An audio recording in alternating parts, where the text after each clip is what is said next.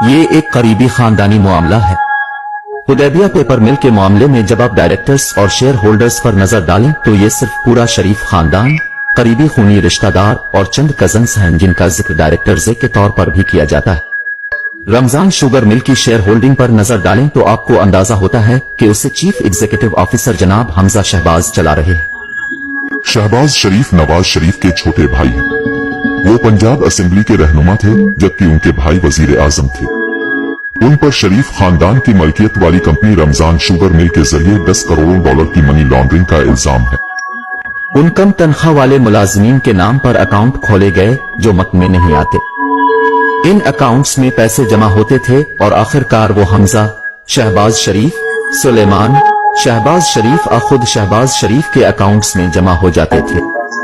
दरअसल ये फाइलें जो आप यहाँ देखते हैं, इसमें नाम दिए जाते हैं, ये बैंकिंग दस्तावेजात देते हैं, चालान देते हैं, वो सब कुछ जो उन तमाम बैंकिंग रिकॉर्ड्स में दर्ज है, कम उजरत वाले मुलाजिमीन के नाम देते हैं।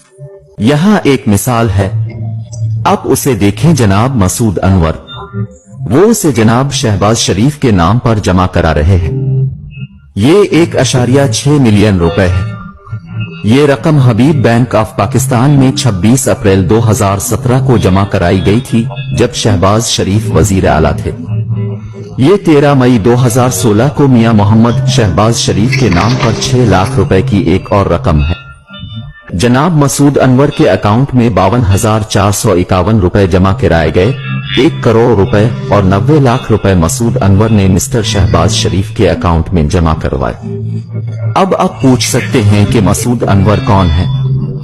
वफाकी तहकीकाती इदारे FIA की जानिब से की जाने वाली इस तहकीकात के मुताबिक मसूद अनवर थे शरीफ खानदान का निचले दर्जे का मुलाजिम। आपके अपने खानदान का रुकन वजीर खजाना है और आपका दूसरा भाई वजीर आजम है। लिहाजा इस वक्त पूरी बैंकिंग चीन उनकी सहूलत के लिए मौजूद थी और मैं तहकीकात में शामिल एक जराये से बात कर रहा था।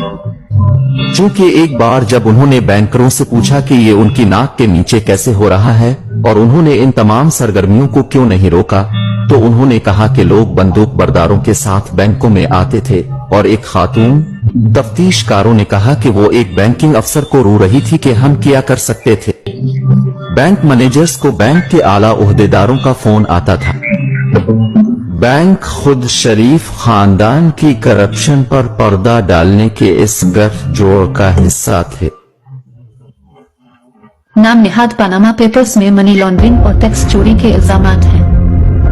इसमें आलमी रहनुमा शामिल हैं और जहां उनमें से कुछ पर टैक्स से बचने की कोशिश में अपना पैसा छुपाने का इल्जाम है।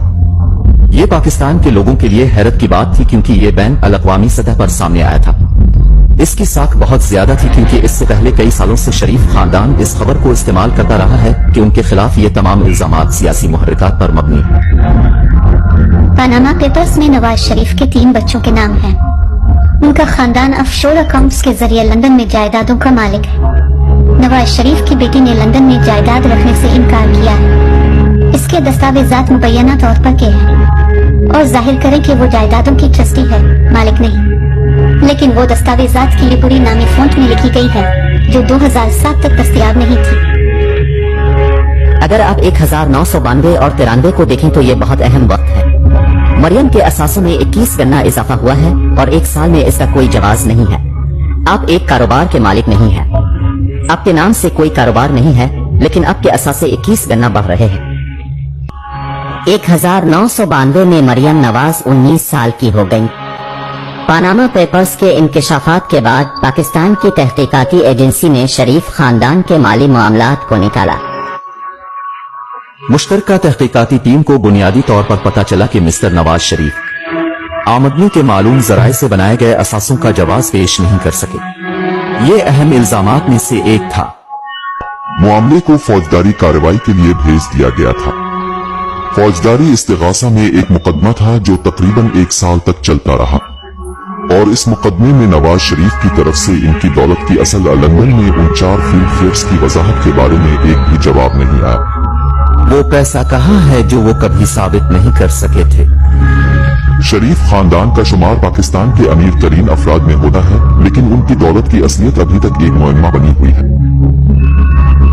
इस इस वक्त अपनी फेयर में जिस फ्लैट में रह रहे हैं, इसका नाम दरअसल गुज़िश्ता साल पाकिस्तानी अखबार दी न्यूज में उन 4 फ्लैटों में से एक के तौर पर लिया गया था जो आपके वालिद ने मुख्तलिफ सोर्स और ऑफशोर कंपनियों के जरिए गैर कानूनी तौर पर खरीदा था।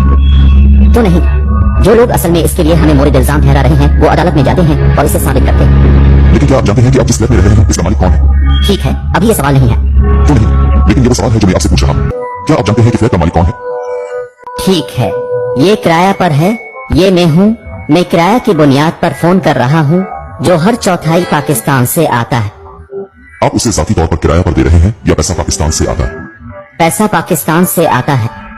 मैं अपने वालिदैन के साथ रहने वाले किसी भी दूसरे तालिब इल्म की तरह हूँ। मुझे हकीकत में ये जानने की जरूरत नहीं है कि हकायक क्या है और फ्लैट्स का मालिक कौन है और कौन किराया अदा करता है और कौन मेरे गुजर बसर के लिए अदायगी करता है। लिहाजा खानदान इसका मुस्तहक है। अगरचे ये मेरी गलती नहीं थी कि मैं एक अमीर और अमीर घराने में पैदा हुआ था। मेरे दादा ने ये सब कुछ सख्त मेहनत से हासिल किया। जब आप उनसे पूछेंगे कि आपको ये पैसा कहाँ से मिला तो वो आपको आजादी के वक्त अपने मरहूम दादा की कहानी सुनाना शुरू कर देंगे। हम हिंदुस्तान से आए थे, हमारे पास कारोबार है। सच छोटी बात यह है कि दुनिया में ऐसा कोई कारोबार नहीं है जिसके पास मनी ट्रेल ना हो। अगर आप उनकी टैक्स फाइलिंग को देखें तो ये एक बड़े सनती खानदान के तौर पर सामने नहीं आता है। शरीफ खानदान पाकिस्तान के इस अमीर घराने में कभी शामिल नहीं हुआ, लेकिन अब अगर आप पाकिस्तान के अमीर तरीन खानदानों की फहरिस्त बनाएं तो यकीनी तौर पर शरीफ खानदान टॉप 3 में शामिल होगा। हो सकता है कि टॉप 5 में इसलिए शामिल हों कि लक्समबर्ग, बरतानिया, मुत्तहिदा अरब अमारात और सऊदी अरब में उनकी कितनी जायदादें छपी हुई है। अमेरिका में मुख्तलिफ बैंक अकाउंट्स में किया है जो मालूम नहीं कि ये 4 अरब डॉलर है या 5 अरब डॉलर, ये मालूम नहीं है। दिसंबर 2018 में पनामा पेपर्स के इंकशाफात के नतीजे में नवाज शरीफ और उनकी बेटी को करप्शन के इल्जामात में 7 साल कैद की सजा सुनाई गई। नवाज शरीफ लंदन में इलाज के लिए जमानत पर हैं और लंदन से पाकिस्तान वापस आने से इनकार कर रहे हैं। नवाज शरीफ का दावा है कि उनका जवाल पाकिस्तानी फौज की साजिश है। We contacted Priti Patel MP, the Home Office Minister, to ask her why Nawaz Sharif, who had overstayed his British visitor visa by 2 years, had not been extradited from Britain. Priti Patel had been eager to deport asylum seekers during her time at the Home Office, yet she took no action against Nawaz Sharif. Priti Patel MP in the Home Office did not agree to an interview. We also contacted the National Crime Agency. We wanted to find out why there had been no meaningful investigation into Nawaz Sharif's assets. The NCA did not agree to speak to us.